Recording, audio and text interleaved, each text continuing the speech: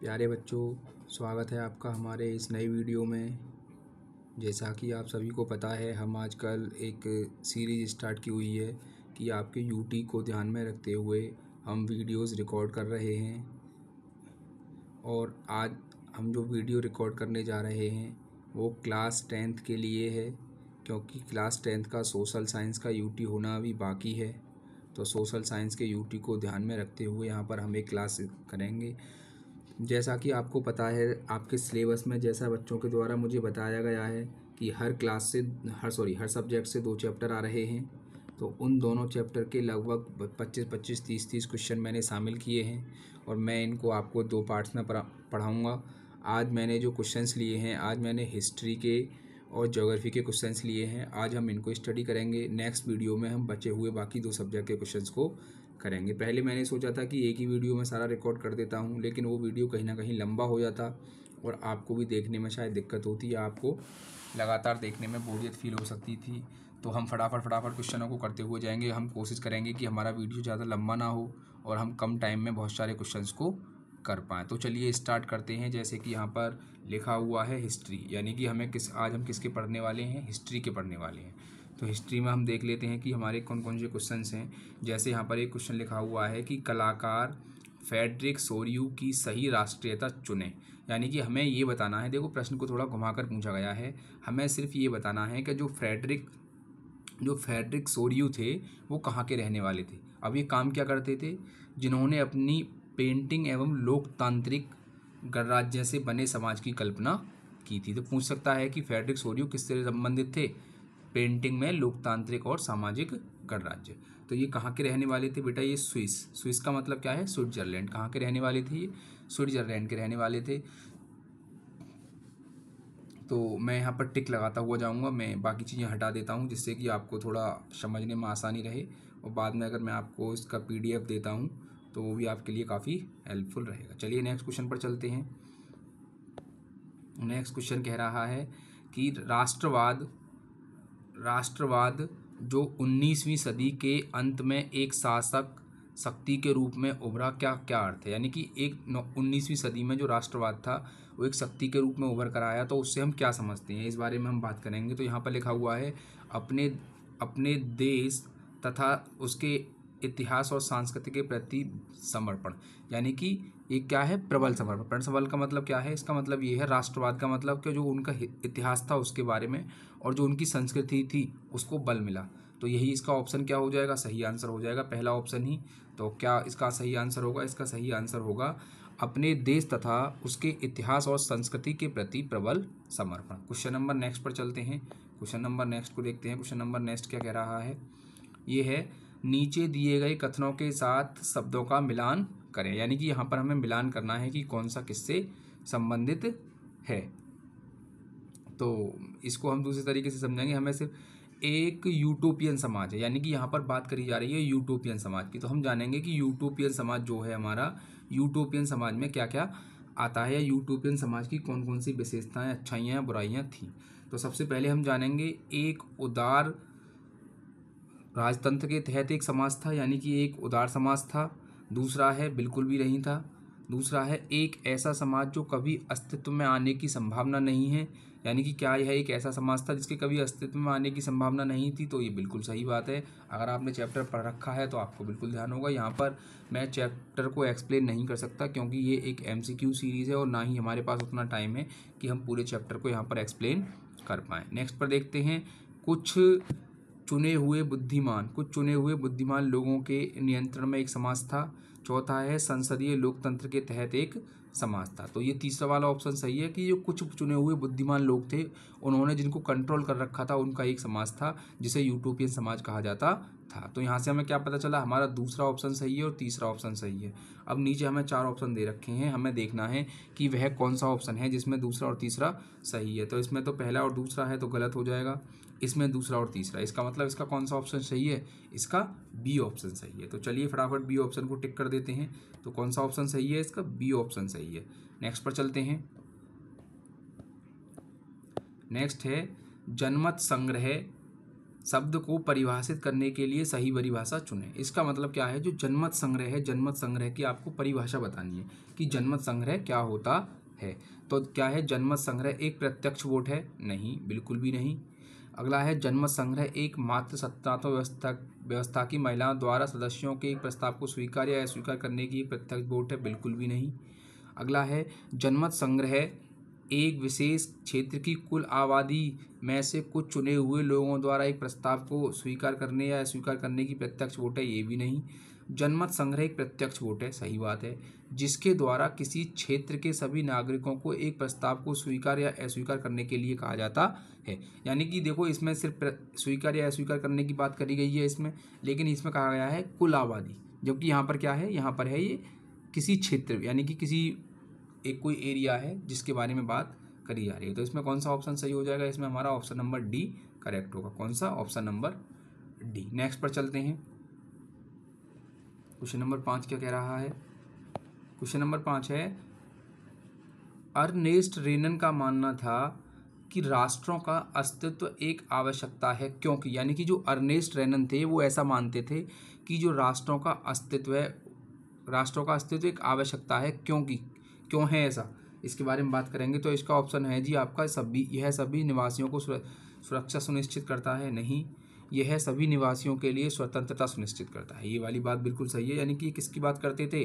स्वतंत्रता की बात करते थे, यानी कि कोई भी राष्ट्र का अस्तित्व एक आवश्यकता है क्योंकि यह सभी निवासियों के लिए स्वतंत्रता सुनिश्चित करता है। तो इसको हटा देंगे। कौन सा ऑप्शन सही हो जाएगा? इसका option number B is the right answer. Next पर चलते हैं। नेक्स्ट क्या कह रहा है? इसने कहा है, निम्नलिखित में से किस देश ने वियना कांग्रेस में भाग नहीं लिया था? तो हमें ये बताना है कि इनमें से वो कौन सा देश था जिसने वियना कांग्रेस में भाग नहीं लिया था। तो आपको पता है, जो वियना कांग्रेस थी उसमें किसने भाग नहीं लिया था? स्विट्जरलैंड ने नहीं लिया था, ठीक है ना। तो स्विट्जरलैंड है इसमें ऑप्शन में कहीं? हाँ, ये D option, D option is the right answer. Next पर चलते हैं। नेक्स्ट क्या कह रहा है? नेक्स्ट है, पहली मानव क्रांति जिसने अपने मूल शब्दों से स्वतंत्रता, समानता और बंधुत्व के साथ राष्ट्रवाद का स्पष्ट विचार दिया, वह कौन सी थी? यानी कि वह पहली कौन सी क्रांति थी जिसने हमें ये बात बताई थी कि स्वतंत्रता, समानता और बंधुत्व की बात को एकदम क्लियर कर दिया था। तो आप जानते हो कौन सी क्रांति थी? फ्रांसीसी क्रांति थी, जिसके बारे में हमने क्लास 9 में भी स्टडी करी थी। तो इसका कौन सा ऑप्शन सही हो जाएगा? इसका ऑप्शन नंबर बी सही हो जाएगा, फ्रांसीसी क्रांति। फ्रांसीसी क्रांति is the right answer. Next पर चलते हैं। नेक्स्ट है, मैं बाकी चीज़ें हटा दे रहा हूँ, मैं कोशिश करूँगा ताकि लास्ट में इसकी पीडीएफ भी आपको दे दी जाए, ताकि आप पीडीएफ से पढ़कर इसका रिवीजन कर लें। क्वेश्चन नंबर 8 की बात करते हैं। क्वेश्चन नंबर 8 क्या कह रहा है? ये कह रहा है कि फ्रांसीसी क्रांति के बारे में निम्नलिखित में से कौन सा कथन सही है? हमें बताना है कि फ्रांसीसी क्रांति के बारे में कौन सी बातें सही हैं। पहली बात यहाँ पर लिखी हुई है, पहली बात है यहाँ पर कि फ्रांसीसी क्रांति की समाप्ति के बाद यह घोषणा की गई कि यह लोग ही हैं जो अब राष्ट्र से राष्ट्र का गठन करेंगे और इसके भाग्य को आकार देंगे। यानी कि ऐसा लोगों के बारे में कहा गया था कि जब फ्रांसीसी क्रांति समाप्त हुई थी कि अब लोग ही राष्ट्र का गठन करेंगे और यही इसके भाग्य को आकार देंगे। ये बात बिल्कुल सही है, यानी कि पहला ऑप्शन हमारा क्या है? सही है। और दूसरा ऑप्शन है, फ्रांस में एक संवैधानिक राजतंत्र होगा, राजतंत्र की बात तो करी नहीं गई थी, तो ये ऑप्शन आपका बिल्कुल गलत हो जाएगा। दूसरा है, सभी नागरिकों के लिए एक समान कानून बनाने के लिए केंद्रीकृत शासन प्रणाली लागू की जाएगी। बिल्कुल सही बात है, इसी की तो बात करी गई थी कि एक कानून बनाया जाएगा जो सभी के लिए समान होगा। नेक्स्ट है, फ्रांस में आंतरिक सीमा शुल्क और बकाया अधिरोपण जारी होगा। ऐसी कोई बात नहीं करी गई थी। तो हमने क्या देखा? हमारा ऑप्शन नंबर सी ठीक है और ऑप्शन नंबर ए ठीक है। तो क्या ऐसा कोई ऑप्शन है इनमें? पहले देख लेते हैं, इसको हटा देते हैं। तो कौन कौन सा सही है हमारा? इसमें हमारा पहला सही है और तीसरा सही है। तो पहले और तीसरे वाला कोई ऑप्शन है क्या? हाँ, option number C is the right answer. तो ऑप्शन सी क्या हो जाएगा? ऑप्शन सी सही हो जाएगा। नेक्स्ट पर चलते हैं।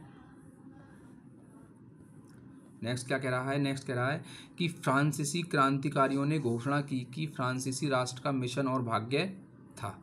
यानी कि उन्होंने ऐसी घोषणा करी थी कि जो फ्रांसीसी हैं वो ही राष्ट्र का मिशन है और वही राष्ट्र का भाग्य था। तो इसके बारे में कौन सा ऑप्शन सही हो जाएगा? यूरोप के लोगों को निरंकुशता से मुक्त करना। बिल्कुल सही बात है, यूरोप के लोगों पर विजय प्राप्त करना, नहीं, इस विजय प्राप्त करने की बात नहीं करी थी। यूरोप के लोगों को निरंकुशता से मुक्त करना, ये बिल्कुल सही बात है, यानी कि उन्होंने लोगों को क्या कर दिया था, निरंकुशता से मुक्त कर दिया था, आज़ाद कर दिया था। तो यहाँ पर कौन सा ऑप्शन सही हो जाएगा, यहाँ पर option number B is the right answer. Next पर चलते हैं, क्वेश्चन नंबर 10 क्या कहता है देखते हैं। क्वेश्चन नंबर 10 में लिखा हुआ है कि फ्रांस में 1804 में नागरिक संहिता आमतौर पर इस नाम से जानी जाती थी। तो आपको पेपर में सवाल को ऐसे ही पूछा जा सकता है कि 1804 में फ्रांस में नागरिक संहिता को किस नाम से जाना जाता था। तो इसका आंसर हो जाएगा ऑप्शन नंबर बी, नेपोलियन संहिता। कौन सी संहिता हो जाएगी, बहुत सारे बच्चे क्या करेंगे, पहला ऑप्शन देखते ही टिक मार देंगे कि फ्रांसीसी क्रांति संहिता, जो कि इसका क्या है, गलत आंसर है। इसलिए इन्होंने सबसे पहले नंबर पर क्या दिया है, ऑप्शन नंबर ए दिया है, जो कि क्या होगा, गलत होगा। इसका कौन सा आंसर सही होगा, इसका आंसर सही होगा ऑप्शन नंबर बी। क्या कहा जाता था, नेपोलियन संहिता। नेक्स्ट पर चलते हैं। नेक्स्ट है नेपोलियन कोड निम्नलिखित में से किस क्षेत्र में निर्यात किया गया था। यानी कि जो नेपोलियन क्षेत्र था वो किस क्षेत्र में निर्यात किया गया था। नेपोलियन क्षेत्र की बात यहाँ पर करी गई है, तो इंग्लैंड में किया गया था, नहीं। स्पेन में किया गया था, नहीं। फ्रांसीसी नियंत्रण वाले क्षेत्रों में, यानी कि वहाँ पर किया गया था जहाँ पर किसका नियंत्रण था, फ्रांसीसी लोगों का नियंत्रण था। तो इसका कौन सा आंसर सही हो जाएगा, इसका option number C is the right answer. Next चलते हैं, क्वेश्चन नंबर 12 क्या कह रहा है। क्वेश्चन नंबर 12 को देखते हैं।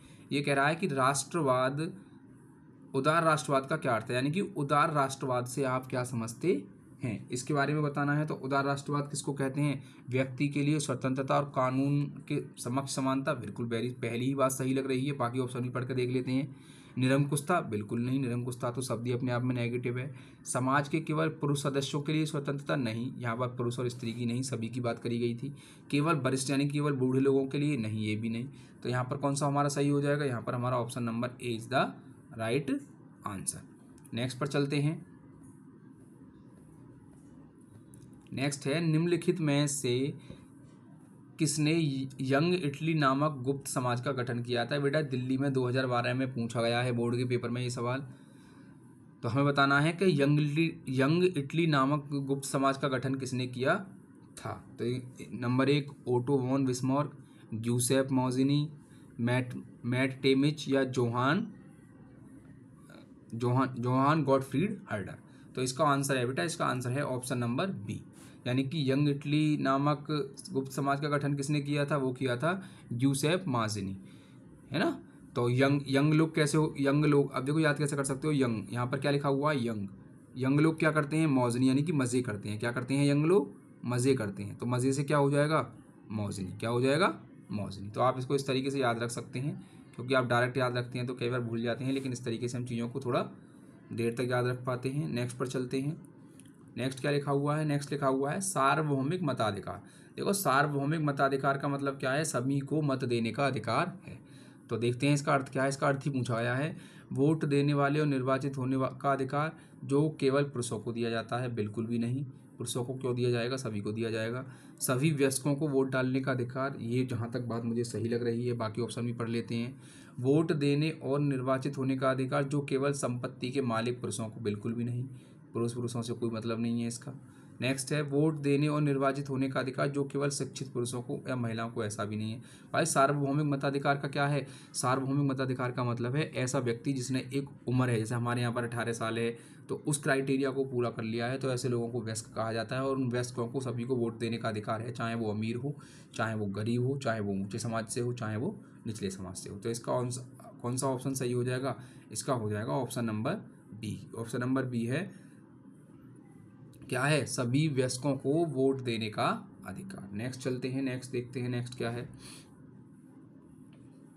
अगला है, ग्रीस को एक स्वतंत्र राष्ट्र के रूप में मान्यता देने वाली संधि। यानी कि हमें बताना है जो ग्रीस था, ग्रीस को स्वतंत्र राष्ट्र के रूप में मान्यता दी जिस संधि के द्वारा दी गई थी, उस संधि का नाम हमें लिखना है कि वो संधि कौन सी थी। वियना 1815 में हुई संधि थी, या कॉन्स्टेंटिनोपल 1832 थी, या वारसा 1814 थी, या लिप्जिंग 1813 थी। तो इसका राइट आंसर होगा ऑप्शन नंबर बी, कॉन्स्टेंटिनोपल। ठीक है, नेक्स्ट पर चलते हैं, क्वेश्चन नंबर 16 पर देखते हैं। क्वेश्चन नंबर 16 में क्या है, ये कह रहा है किसने कहा था कि जब फ्रांस छींकता है तो शेष यूरोप को सर्दी लग जाती है। देखो कितना फनी स्टेटमेंट है, लेकिन इस तरीके के स्टेटमेंट आपके पेपर में पूछे जाते रहे हैं और इनके आगे भी पूछे जाने की संभावना है। तो ऐसा किसने कहा था? ऐसा कहा था ड्यूक मेटरनिख ने, है ना। तो आप इसको याद कैसे रख सकते हो कि फ्रांस छींकता है, तो छींक किससे आती है? मान लो आपने ड्यू पी ली, क्या पी ली? Mountain dew. तो ड्यू पीने के बाद आपको सर्दी लगी और आपको क्या आने लगी? छींक आने लगी। तो आप इस तरीके से इसको याद रख सकते हैं। नेक्स्ट पर चलते हैं। अगला क्वेश्चन क्या कह रहा है? ये कह रहा है कि 18वीं सदी के अंत में पोलैंड का क्या हुआ?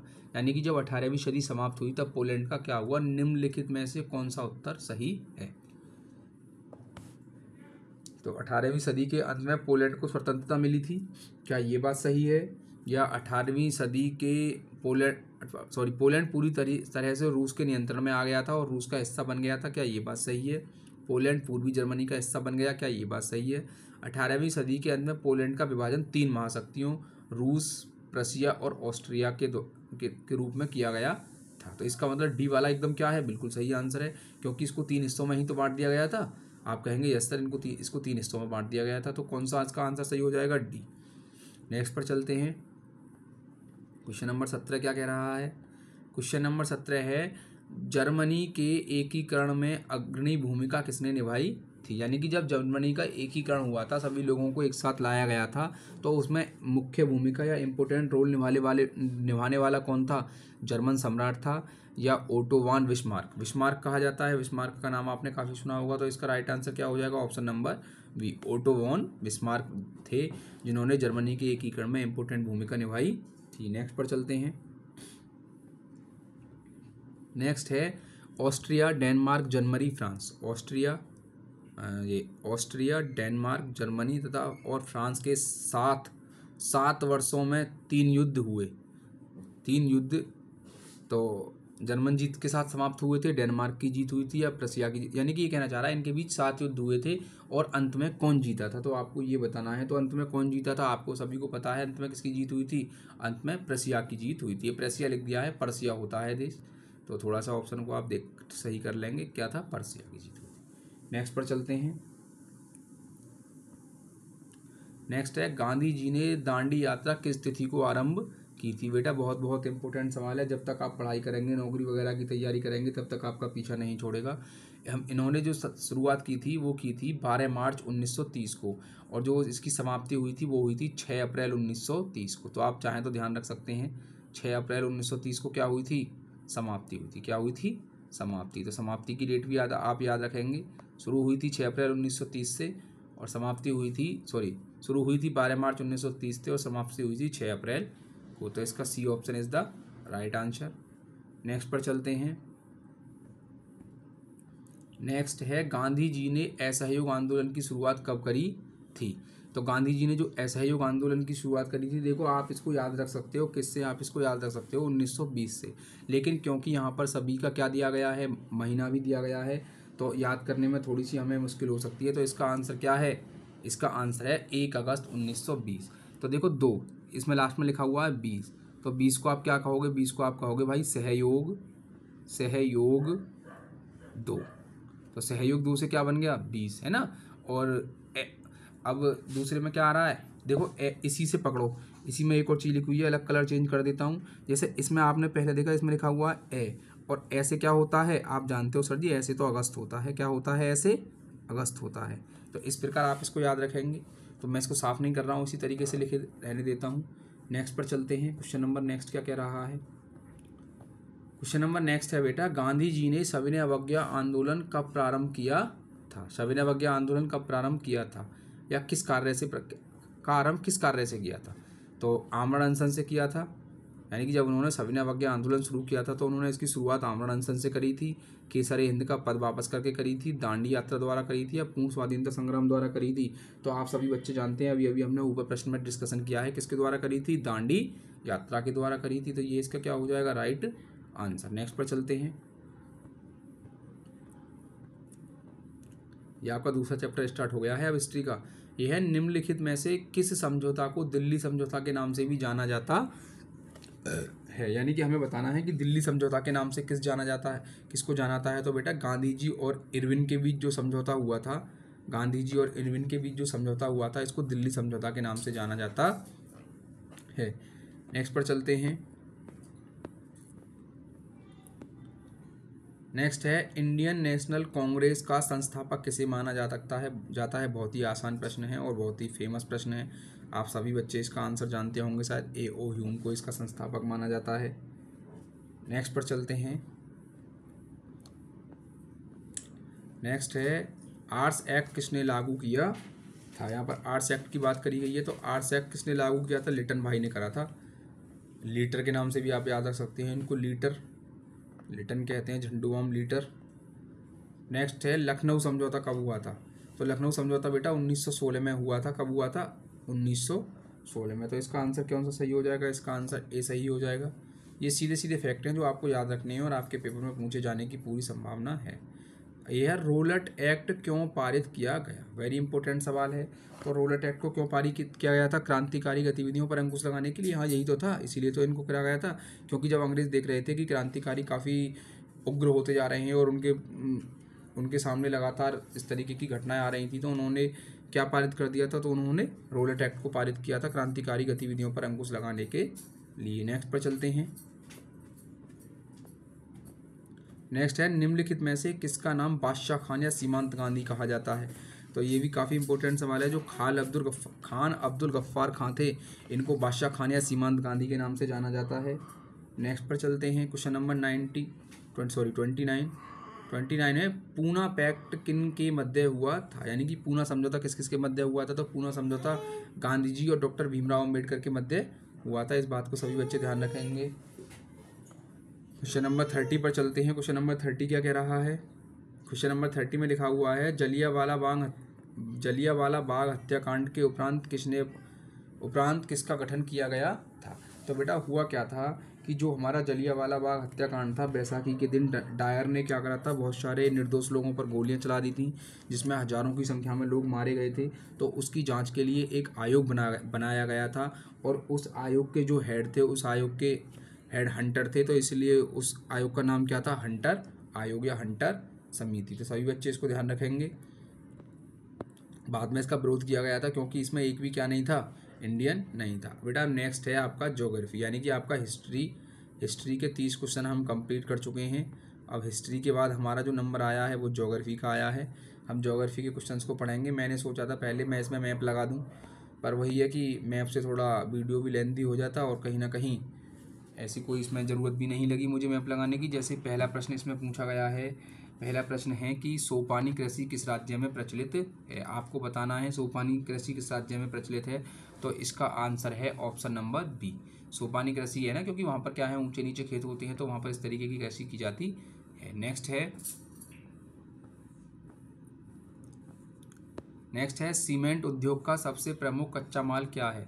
यानी कि जो हम जब सीमेंट बनाते हैं, तो जैसे हम खाना बनाने के लिए आटे का इस्तेमाल करते हैं, नमक का इस्तेमाल करते हैं, पानी का इस्तेमाल करते हैं, इसी प्रकार जब हम सीमेंट बनाते हैं, सीमेंट के जो उद्योग लगाए जाते हैं, उनमें कच्चे माल के रूप में जो सबसे इम्पोर्टेंट कोई चीज़ है जिसका हम यूज़ करते हैं, तो वो क्या है, वो चूना पत्थर होता है। क्योंकि चूना पत्थर का प्रयोग इसमें क्या किया जाता है, सबसे ज़्यादा किया जाता है। क्वेश्चन नंबर नेक्स्ट पर चलते हैं। क्वेश्चन नंबर नेक्स्ट क्या कह रहा है। क्वेश्चन नंबर नेक्स्ट है कौन भारत का सबसे बड़ा लौह उत्पादक राज्य है। तो इसका आंसर क्या हो जाएगा, कर्नाटक। क्या होगा, कर्नाटक। तो आप इसको चाहे तो कुछ डायरेक्ट याद रख सकते हैं, या आप इसको चाहे तो ट्रिक से याद कर सकते हैं कि जो लोहे का आजकल व्यक्ति क्या करते हैं, आजकल लोग क्या करते हैं, लोहे का क्या करते हैं, नाटक करते हैं। कर्नाटक में आप ध्यान रख लो, नाटक से क्या याद रखना है आपको, नाटक वर्ड आ रहा है ना इसमें, तो ऐसे आप इसको याद रख सकते हैं। नेक्स्ट पर चलते हैं। नेक्स्ट क्या कह रहा है। क्वेश्चन नंबर 4 है किस खनिज को उद्योगों की जननी माना गया है। यानी कि वह कौन सा खनिज है जिसके बारे में ये कहा गया है कि यह उद्योगों की जननी है। तो वह क्या है, लोहा है। नेक्स्ट है इनमें कौन से अधात्विक खनिज का उदाहरण है। यानी कि इनमें धातु दे रखी है और एक अधातु दे रखी है, तो हमें पहचानना है कि इसमें अधातु कौन सी है। तो आपको पता है सोना धातु है, चांदी भी धातु है और टिन भी धातु है। तो अभ्रक क्या है, अभ्रक अधातु है। तो इसका कौन सा ऑप्शन सही हो जाएगा, इसका option number C is the right answer, क्योंकि इसने पूछा है अधात्विक खनिज यानी कि जो धातु नहीं है, तो क्या है, अभ्रक है। नेक्स्ट पर चलते हैं, क्वेश्चन नंबर 6 की बात करते हैं। क्वेश्चन नंबर 6 में लिखा हुआ है भारत में लगभग कितने प्रकार के खनिज पाए जाते हैं। तो भारत में बेटा लगभग 100 प्रकार के खनिज पाए जाते हैं। कुछ कम मात्रा में पाए जाते हैं, कुछ ज़्यादा मात्रा में पाए जाते हैं, लेकिन जब हम उनको काउंट करते हैं तो वो लगभग 100 के आसपास बैठते हैं। नेक्स्ट पर चलते हैं, क्वेश्चन नंबर 7 की बात करते हैं। क्वेश्चन नंबर 7 में लिखा हुआ है चरक का संबंध किस देश से था, यानी कि चरक की बात करी जा रही है, तो जो चरक का संबंध था भारत से था, है ना। चरक संहिता आपने पढ़ी होगी, ये उससे संबंधित थी, मेडिकल से संबंधित थी। तो जो चरक का संबंध किससे था, भारत से था, क्योंकि ये कहाँ के रहने वाले थे, भारत के रहने वाले थे। नेक्स्ट पर बात करते हैं। नेक्स्ट है भारत का प्रथम तेल शोधक कारखाना कहाँ स्थित है। ये वेरी इंपॉर्टेंट सवाल है, सभी बच्चे इसको जरूर याद रखेंगे बेटा। डिगबोई में। डिगबोई कहाँ पर है, डिगबोई। और डिगबोई कहाँ पर है, डिगबोई असम में है। कहाँ पर है, असम में है। ये बात भी हम ध्यान रखेंगे आप। नेक्स्ट पर चलते हैं। नेक्स्ट है मैग्नीज उत्पादन में भारत का विश्व में क्या स्थान है। देखो ये चेंज होते रहते हैं, हालांकि मैंने देखकर बनाया है, लेकिन फिर भी आप एक बार चेक कर लेंगे। वैसे इसका ऑप्शन नंबर बी ही राइट आंसर होगा, दूसरा स्थान है, लेकिन क्योंकि ये वक्त के साथ पोजीशंस चेंज होती रहती हैं, बदलती रहती हैं, लेकिन अभी मैं श्योर हूँ कि इसका जहाँ तक है ऑप्शन नंबर बी ही सही आंसर है। नेक्स्ट पर चलते हैं। क्वेश्चन नंबर नेक्स्ट क्या कह रहा है। क्वेश्चन नंबर नेक्स्ट में लिखा हुआ है बेटा मरुस्थलीय मृदा का विस्तार निम्न में से कहाँ है, यानी कि जो मरुस्थलीय मृदा है वो कहाँ पर पाई जाती है। तो बेटा वो कहाँ पर पाई जाती है, राजस्थान में ही पाई जाती है, क्योंकि वहीं पर पानी की क्या होता है, पानी की कमी है, और जिसकी वजह से वहाँ पर रेत वगैरह भी ज़्यादा पाई जाती है। तो मरुस्थलीय मृदा कहाँ पाई जाती है, राजस्थान में पाई जाती है। नेक्स्ट पर चलते हैं, नेक्स्ट क्वेश्चन को देखते हैं। नेक्स्ट क्वेश्चन ने क्या कहा है। नेक्स्ट क्वेश्चन में लिखा हुआ है इनमें से किस बंदरगाह से लोहे का निर्यात किया जाता है, यानी कि लोहे को कहाँ से दूसरे देशों में भेजा जाता है, इसके बारे में पूछना चाह रहा है। तो बेटा पारादीप से भेजा जाता है। कहाँ से, पारादीप से भेजा जाता है। नेक्स्ट की बात करेंगे। नेक्स्ट है काली मृदा का दूसरा नाम क्या है। तो काली मृदा को दूसरे नाम से क्या जाना जाता है, और ये क्वेश्चन नंबर 12 का कौन सा हो जाएगा, रेगुर। क्या हो जाएगा, रेगुर। रेगुर मृदा के नाम से इसको जाना जाता है। नेक्स्ट पर चलते हैं। नेक्स्ट है प्राकृतिक संसाधनों के संरक्षण हेतु 1968 में कौन सा कन्वेंशन हुआ था, यानी कि ये जानना चाह रहा है कि जो प्राकृतिक संसाधन है हमारे, उनको हमें संभाल कर रखना है, उनका संरक्षण करना है, उनको हानि नहीं पहुंचानी है। इसके लिए 1968 में एक कन्वेंशन हुआ था, तो उस कन्वेंशन का क्या नाम था उसके बारे में बताना है। तो वो कौन सा कन्वेंशन था बेटा, वो अफ्रीकी कन्वेंशन था। नेक्स्ट पर चलते हैं। नेक्स्ट है प्लास्टर ऑफ पेरिस किससे बनाया जाता है। तो प्लास्टर ऑफ पेरिस किससे बनाया जाता है, प्लास्टर ऑफ पेरिस बेटा जिप्सम से बनाया जाता है। पीओपी जिसे आप शॉर्ट में बहुत सारे बच्चे तो जानते हैं पीओपी, लेकिन इस पीओपी की फुल फॉर्म क्या होती है, इस पीओपी की ही फुल फॉर्म होती है क्या, इसकी फुल फॉर्म होती है प्लास्टर ऑफ पेरिस। क्या होती है, प्लास्टर ऑफ पेरिस, जिसे शॉर्ट में पीओपी कहा जाता है। CuSO4 नेक्स्ट है निम्नलिखित में से किस खनिज का सबसे बड़ा उत्पादक राज्य उड़ीसा है, यानी कि 4 ऑप्शन दिए गए हैं, इनमें से वह कौन सी चीज़ है जो सबसे ज़्यादा उड़ीसा में पाई जाती है, या उड़ीसा जिसका सबसे ज़्यादा उत्पादन करता है। तो इसका आंसर क्या हो जाएगा, मैग्नीज, यानी कि मैग्नीज के मामले में उड़ीसा का पहला स्थान है। भारत की बात हो रही है यहाँ पर। नेक्स्ट चलते हैं। नेक्स्ट में क्या लिखा हुआ है, नेक्स्ट देखते हैं। नेक्स्ट है जो प्रजातियाँ विलुप्त होने के खतरे में हैं उन्हें कहा जाता है, यानी कि ऐसी प्रजातियां या ऐसी चीज़ें जो ख़त्म होने की कगार पर है, यानी कि अगर हमने उनको बचाने की कोशिश नहीं की तो आने वाले कुछ दिनों में वह समाप्त हो जाएंगी। ऐसी प्रजातियों को क्या कहा जाता है या उनका क्या नाम है, वह प्रश्न पूछा गया है। क्या उन्हें कमज़ोर प्रजातियाँ कहते हैं, उन्हें कमज़ोर प्रजातियाँ नहीं कहते। क्या उन्हें दुर्लभ प्रजातियाँ कहते हैं, बिल्कुल भी नहीं कहते। क्या उन्हें संकटग्रस्त प्रजातियाँ कहते हैं, बिल्कुल कहते हैं। क्या उन्हें सामान्य प्रजातियाँ कहते हैं, सॉरी नहीं कहते। तो 16 का कौन सा ऑप्शन सही हो जाएगा, 16 का हो जाएगा option number C is the right answer, यानी कि उन्हें क्या कहते हैं, संकटग्रस्त प्रजातियाँ, यानी कि उनके ऊपर क्या आया हुआ है फिलहाल, संकट। तो उन्हें हमें संकट से बचाने की ज़रूरत है। अगर हमने उन्हें संकट से नहीं बचाया तो आने वाले कुछ दिनों में वो पूरी तरीके से समाप्त हो सकती है। क्वेश्चन नंबर 17 की बात करते हैं। इसमें लिखा हुआ है कि हमारे देश में वन क्षेत्र में हाल ही में निम्नलिखित कारणों से वृद्धि हुई है। यानी कि ये कहना चाह रहा है कि पिछले कुछ टाइम में क्या हुआ है कि जो भारत है, मान लेते हैं ये भारत है, तो पहले हो सकता है इसमें इतने वन हों, लेकिन अब हो सकता है इसमें थोड़ा सा वन यहाँ भी आ गए, थोड़े से वन यहाँ भी आ गए, थोड़े से वन यहाँ भी आ गए। यानी कि इनके वन क्षेत्र में क्या हुई है, वृद्धि हुई है। तो जो वन क्षेत्र में वृद्धि हुई है उसका कारण जानना चाह रहा है कि ऐसे कौन सी बात रही जिसकी वजह से भारत के वन क्षेत्र में वृद्धि हुई है। तो उसका मेन कारण है बेटा, देखते हैं क्या लिखा हुआ ऑप्शन में। प्राकृतिक वनों में वृद्धि हुई है, ऐसा बिल्कुल भी नहीं हुआ है। शुद्ध बोए गए क्षेत्र में वृद्धि हुई है, ये भी नहीं हुआ है। विभिन्न एजेंसियों द्वारा वृक्षारोपण किया गया है, ऐसा कार्य तो किया गया है। उपरोक्त में से कोई नहीं, ये बिल्कुल गलत है। तो यहाँ पर क्या हो जाएगा, यानी कि जो विभिन्न एजेंसियां हैं उन एजेंसियों ने क्या किया है, उन एजेंसियों ने वृक्षारोपण किया है, और जब उन्होंने वृक्षारोपण किया है तो उनका ध्यान भी रखा गया होगा, जिसकी वजह से हमारे देश में क्या हुआ है, हमारे देश में वन क्षेत्र में वृद्धि हुई है। क्वेश्चन नंबर नेक्स्ट पर चलते हैं। क्वेश्चन नंबर नेक्स्ट को देखते हैं। क्वेश्चन नंबर नेक्स्ट है वे प्रजातियां जिनकी जनसंख्या उस स्तर तक कम हो गई है जहां से यह निकट भविष्य में संकटग्रस्त श्रेणी में जाने की संभावना है, यदि नकारात्मक काम करना जारी रखते हैं तो इन्हें कहा जाता है। यानी कि ये कहना चाह रहा है, एक तो थी अभी हमने पढ़ा जो समाप्त होने की कगार पे थी, उन्हें हमने कहा संकटग्रस्त प्रजातियां। लेकिन यहाँ पर बात कर रहे हैं हम उन प्रजातियों की जो अभी संकटग्रस्त की स्थिति में नहीं आई है, लेकिन उस स्थिति में जाने की ओर है। यानी कि उनमें क्या आ रही है, कमी आ रही है। तो इस प्रकार की प्रजातियों को क्या कहा जाता है, इस प्रकार की प्रजातियों को कहा जाता है बेटा कमजोर प्रजातियाँ। कैसी प्रजातियाँ, कमजोर प्रजातियाँ। क्वेश्चन नंबर 19 देखते हैं। क्वेश्चन नंबर 19 में क्या लिखा हुआ है, यह है हिमालयी भूरा भालू किसका उदाहरण है। यानी कि पूछना चाह रहा है कि जो हिमालय पे भूरा भालू पाया जाता है वो किसका उदाहरण है। तो बेटा ये दुर्लभ प्रजाति का उदाहरण है। किसका उदाहरण है, दुर्लभ प्रजाति का उदाहरण है। यानी कि बहुत कम प्रजातियां पाई। दुर्लभ का मतलब है बहुत कम इस तरीके की चीज़ें पाई जाना। संकटग्रस्त का मतलब जो संकट समाप्त होने की कगार पर हैं और जो कम हो रही हैं उन्हें कमजोर कहा गया है। और दुर्लभ का मतलब होता है विचित्र या यूनिक टाइप की, इस तरीके से। क्वेश्चन नंबर 20 की बात करते हैं। क्वेश्चन नंबर 20 में क्या लिखा हुआ है, इसमें लिखा हुआ है पूर्वोत्तर भारत में जनजातीय क्षेत्रों के बड़े हिस्से में वनों की कटाई हुई है।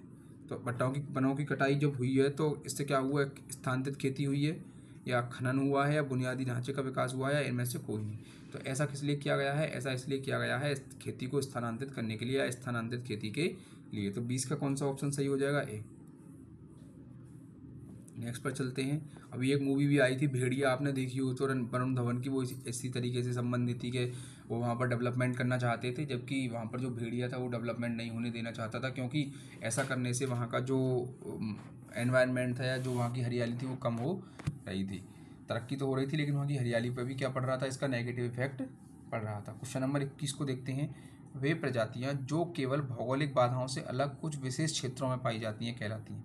यानी कि जो किसी स्पेशल एरिया में पाई जाती हैं, इस प्रकार की प्रजातियों को क्या कहा जाता है, तो स्थानिक। देखो नाम से पता चल रहा है, यानी कि जो किसी विशेष स्थान पर पाई जाएंगी तो उन्हें क्या कहेंगे, स्थानिक प्रजातियां कहेंगे। नेक्स्ट पर चलते हैं। क्वेश्चन नंबर नेक्स्ट देखते हैं। क्वेश्चन नंबर नेक्स्ट है एशियाई चीता को भारत में किस वर्ष विलुप्त घोषित किया गया था। यानी कि किस वर्ष ये माना गया था कि जो एशियाई चीते हैं वो विलुप्त हो चुके हैं। तो इसका आंसर है 1952। 1952 में ये माना गया था कि जो एशियाई चीते हैं वो विलुप्त हो चुके हैं। देखो बेटा अभी 33 मिनट हुए हैं और लगभग हमारा ये कौन सा क्वेश्चन था, ये 22वां क्वेश्चन था। यानी कि 30 और 20 50 और 2 52, यानी कि 30 मिनट में हम 52 क्वेश्चन पढ़ चुके हैं या रिवीजन कर चुके हैं। जबकि अगर आप खुद शायद रिवीजन करते तो आप 30 मिनट में 52 प्रश्नों का रिवीजन नहीं कर पाते। नेक्स्ट देख लेते हैं। ये है बक्सर टाइगर रिजर्व किस राज्य में, बक्सर टाइगर रिजर्व को गंभीर रूप से खतरा है। यानी कि किस चीज़ का खतरा है इसको, तो इसको खतरा है बेटा उस क्षेत्र में डोलोमाइट के खनन से। यानी कि हो क्या रहा है, जहाँ पर बक्सर टाइगर रिजर्व है वहाँ पर डोलोमाइट का खनन हो रहा है, यानी कि खुदाई हो रही है। तो इस बात से इसको क्या है, खतरा है कि अगर ज़्यादा खनन होता है तो यह इस टाइगर रिजर्व को क्या पहुंचा सकता है, नुकसान पहुंचा सकता है। नेक्स्ट पर चलते हैं। क्वेश्चन नंबर 24 की बात करते हैं। अच्छा, आपके लिए एक क्वेश्चन है, आप लोग बताएंगे कि ये जो बक्सर टाइगर रिजर्व है कहाँ पर स्थित है। यानी कि राज्य का नाम बताना है आपको राज्य का नाम बताना है कि किस राज्य में है। राज्य का नाम आप कमेंट करेंगे अगर आपको पता है तो, ठीक है। नेक्स्ट पर चलते हैं। नेक्स्ट है क्वेश्चन नंबर 24। हिमालयन यू है, यानी कि हिमालयन यू क्या है ये पूछना चाह रहा है। एक कीट है, एक औषधीय पौधा है, एक स्तनपायी है, एक पक्षी है। तो सभी बच्चे सॉरी बी ऑप्शन इसका राइट आंसर होगा। मुझे लगा आप लोग शायद लाइव हैं तो बता पाएंगे। तो इसका ऑप्शन नंबर बी क्या हो जाएगा, सही हो जाएगा। एक औषधीय पौधा है, यानी कि एक ऐसा पौधा है जिसको हम दवाई या औषधि के रूप में यूज़ करते हैं। नेक्स्ट पर चलते हैं। क्वेश्चन नंबर नेक्स्ट क्या कह रहा है, ये है हिमालयन यू कहाँ पाया जाता है। पहले में था हिमालयन यू क्या है, एक पौधा था औषधि वाला, और अगले प्रश्न में पूछा है इन्होंने कि जो हिमालयन यू है वो क्या है। तो हिमालयन यू क्या है बेटा, ये कहाँ पाया जाता है, सॉरी ये हिमाचल प्रदेश में और अरुणाचल प्रदेश में। कहाँ पर पाया जाता है, हिमाचल प्रदेश में और अरुणाचल प्रदेश में, ध्यान रखेंगे सभी बच्चे। ठीक, नेक्स्ट पर चलते हैं। क्वेश्चन नंबर 26 ये है, किसी एक व्यावसायिक रूप से मूल्यवान प्रजाति के व्यापक रोपण को कहा जाता है। यानी कि कोई बहुत ही मूल्यवान प्रजाति है और अगर हम उसका व्यापक रोपण कर रहे हैं तो इसको क्या कहा जाता है, झूमिंग कहा जाता है, या गहन निर्वाह खेती कहा जाता है, या मिश्रित खेती कहा जाता है, या संवर्धन खेती कहा जाता है। तो बेटा इस तरीके की जो मूल्यवान प्रजातियाँ होती हैं उन्हें किस में रखा जाता है, उन्हें रखा जाता है संवर्धन वृक्षारोपण। क्वेश्चन नंबर नेक्स्ट पर चलते हैं। क्वेश्चन नंबर नेक्स्ट क्या है, नेक्स्ट है सागौन की एकल खेती। सागौन की एकल खेती ने प्राकृतिक वनों को नुकसान पहुंचाया है। देखते हैं क्या नुकसान पहुंचाया है, सागौन की खेती करने से क्या नुकसान हो रहा है। गंगा के मैदान में नुकसान हुआ है, दक्षिण भारत में नुकसान हुआ है, ब्रह्मपुत्र के मैदान में नुकसान हुआ है, उपरोक्त में से कोई नहीं। तो आपको पता है कि जो सागौन वगैरह के वृक्ष हैं वो कहाँ पाए जाते हैं, वो पाए जाते हैं बेटा आपके दक्षिण भारत में। तो इसने कहाँ नुकसान पहुँचाया होगा, दक्षिण भारत में नुकसान पहुँचाया होगा। क्वेश्चन नंबर 28 की बात करते हैं। क्वेश्चन नंबर 28 में क्या लिखा हुआ है, इसमें लिखा हुआ है हिमालय में चीड़ के वृक्षारोपण ने किसका स्थान ले लिया है। यानी कि हिमालय में क्या हुआ है, चीड़ के वृक्षारोपण, यानी कि चीड़ की जगह पर आजकल किसी दूसरे पेड़ का स्थारोपण या पेड़ लगाए जा रहे हैं। तो वो कौन सा पेड़ है जो चीड़ की जगह पर लगाया जा रहा है, तो उसका नाम क्या है, उसका नाम है बेटा हिमालयन ओक और रोडोडेंड्रॉन। ठीक है, तो आप सही बच्चे इसको ध्यान रखेंगे। कौन सा ऑप्शन सही हो जाएगा, option number A. Question number 29 है। क्वेश्चन नंबर 29 की बात करते हैं। इसमें लिखा हुआ है निम्नलिखित में से कौन भारत की जैव विविधता में गिरावट के लिए जिम्मेदार नहीं है। यानी कि ये जानना चाह रहा है कि जो भारत की जैव विविधता है उसमें गिरावट आ रही है उसके लिए कौन सी चीज़ जिम्मेदार नहीं है। खनन गतिविधियाँ तो बिल्कुल जिम्मेदार हैं, आप सभी जानते हो, खनन गतिविधियाँ तो जिम्मेदार हैं ही इसके लिए।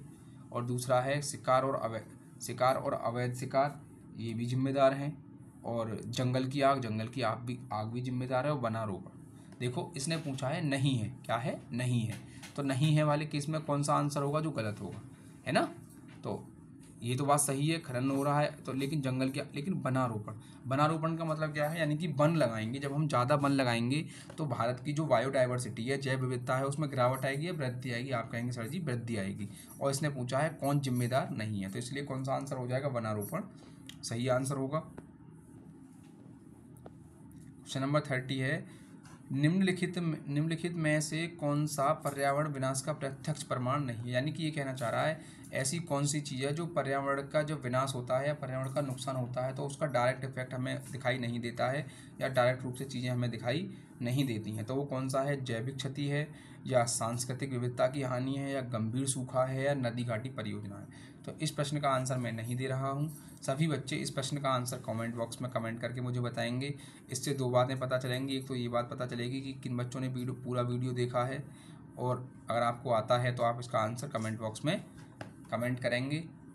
तो इसी के साथ हम इस वीडियो को यहीं तक पर समाप्त करते हैं। उम्मीद है ये वीडियो आपको पसंद आएगा और यह आपके एग्ज़ाम के लिए, जैसे कि हमारी और वीडियो ने आपके एग्ज़ाम में काफ़ी हेल्प की है, तो उम्मीद करते हैं यह वीडियो भी आपके एग्ज़ाम में हेल्प करेगा और कहीं ना कहीं आपके पेपर को करने में, अपने पेपर को सॉल्व करने में आसान बनाएगा।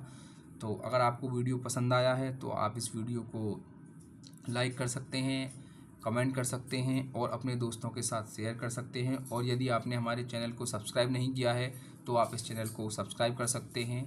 Thank you.